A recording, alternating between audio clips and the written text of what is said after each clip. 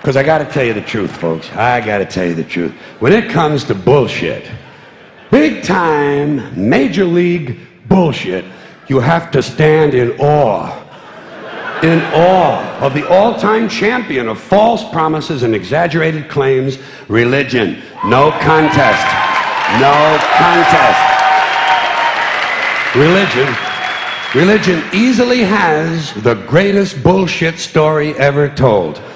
Think about it. Religion has actually convinced people that there's an invisible man living in the sky who watches everything you do every minute of every day.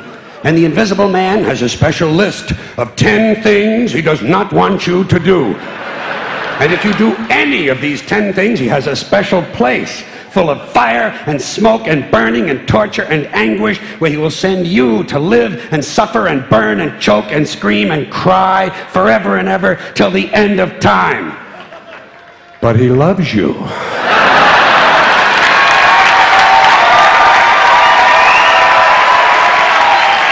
He loves you. He loves you and he needs money. He always needs money. He's all powerful, all perfect, all knowing, and all wise. Somehow, just can't handle money. Religion takes in billions of dollars. They pay no taxes, and they always need a little more. Now, you talk about a good bullshit story. Holy shit.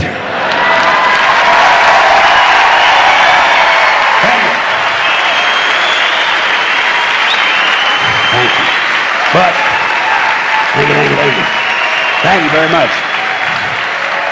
But I want you to know something. This is sincere. I want you to know, when it comes to believing in God, I really tried. I really tried. I tried to believe that there is a God who created each of us in his own image and likeness, loves us very much, and keeps a close eye on things. I really tried to believe that, but I gotta tell you, the longer you live, the more you look around, the more you realize something is fucked up. Something is wrong here. War, disease, death, destruction, hunger, filth, poverty, torture, crime, corruption, and the ice capades. Something is definitely wrong. This is not good work. If this is the best God can do, I am not impressed. Results like these do not belong on the resume of a supreme being. This is the kind of shit you'd expect from an office temp with a bad attitude. And just between you and me, in any decently run universe, this guy would have been out on his all-powerful ass a long time ago. And by the way, I say this guy because I firmly believe, looking at these results, that if there is a God, it has to be a man. No woman could or would ever fuck things up like this.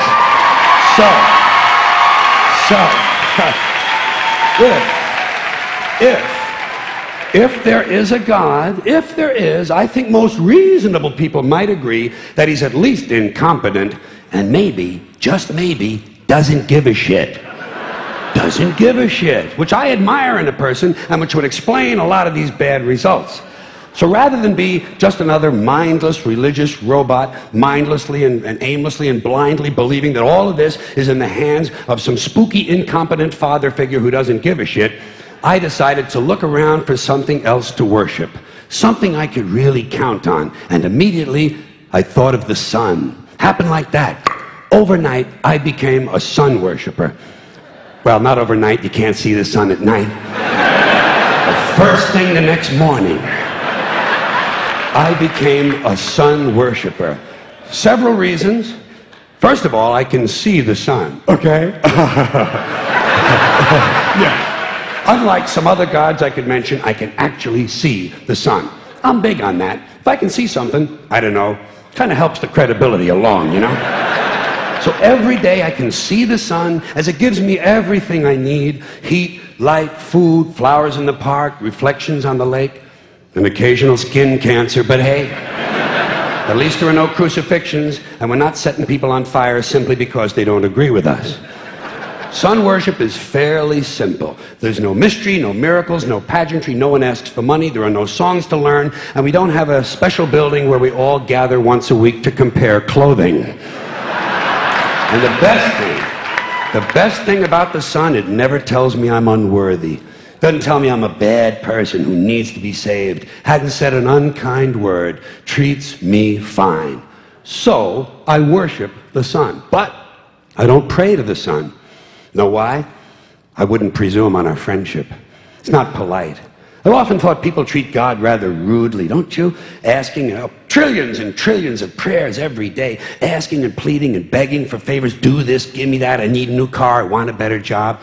And most of this praying takes place on Sunday, his day off. It's not nice, and it's no way to treat a friend. But people do pray, and they pray for a lot of different things. You know, your sister needs an operation on her crotch. Your brother was arrested for defecating in a mall. But most of all, you'd really like to fuck that hot little redhead down at the convenience store. You know, the one with the eye patch and the club foot, huh? Can you pray for that? I think you'd have to. And I say, fine, pray for anything you want. Pray for anything. But what about the divine plan? Remember that? The divine plan. Long time ago, God made a divine plan. Gave it a lot of thought, decided it was a good plan, put it into practice. And for billions and billions of years, the divine plan has been doing just fine. Now you come along and pray for something. Well, suppose the thing you want isn't in God's divine plan. What do you want him to do? Change his plan? Just for you? Doesn't it seem a little arrogant? It's a divine plan. What's the use of being God if every rundown schmuck with a $2 prayer book can come along and fuck up your plan? And here's something else, another problem you might have. Suppose your prayers aren't answered. What do you say? Well, it's God's will. Thy will be done. Fine. But if it's God's will and he's going to do what he wants to anyway, why the fuck bother praying in the first place? Seems like a big waste of time to me. Couldn't you just skip the praying part and go right to his will? It's all very confusing.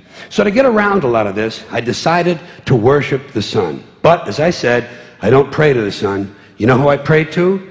Joe Pesci. Joe Pesci. Joe Pesci. Two reasons. First of all, I think he's a good actor, okay? To me, that counts. Second, he looks like a guy who can get things done. Joe Pesci doesn't fuck around. Doesn't fuck around. In fact, Joe Pesci came through on a couple of things that God was having trouble with. For years, I asked God to do something about my noisy neighbor with the barking dog. Joe Pesci straightened that cocksucker out with one visit. It's amazing what you can accomplish with a simple baseball bat. So I've been praying to Joe for about a year now, and I noticed something. I noticed that all the prayers I used to offer to God and all the prayers I now offer to Joe Pesci are being answered at about the same 50% rate. Half the time I get what I want, half the time I don't. Same as God, 50-50. Same as the four-leaf clover and the horseshoe, the wishing well and the rabbit's foot. Same as the mojo man. Same as the voodoo lady who tells you your fortune by squeezing the goat's testicles. It's all the same, 50-50. So just pick your superstition, sit back, make a wish, and enjoy yourself. And for those of you who look to the Bible for moral lessons and literary qualities, I might suggest a couple of other stories for you. You might want to look at The Three Little Pigs. That's a good one. Has a nice, happy ending. I'm sure you'll like that. Then there's Little Red Riding Hood, although it does have that X-rated part where the big bad wolf actually eats the grandmother, which I didn't care for, by the way. And finally, I've often always drawn a great deal of moral comfort from Humpty Dumpty. The part I like the best, all the king's horses and all the king's men couldn't put Humpty Dumpty back together again. That's because there is no Humpty Dumpty and there is no God. None, not one, no God, never was. In fact, I'm gonna put it this way. If there is a God, may he strike this audience dead. See, nothing happened. Nothing happened. Everybody's okay. All right? Tell you what. I'll raise the stakes. I'll raise the stakes a little bit. If there is a God, may he strike me dead. See? Nothing happened. Oh, wait. Got a little cramp in my leg. And my balls hurt. Plus, I'm blind. I'm blind. Oh, now I'm okay again. Must have been Joe Pesci, huh? God bless Joe Pesci. Thank you all very much. Joe bless you. Thank you very much. I appreciate it.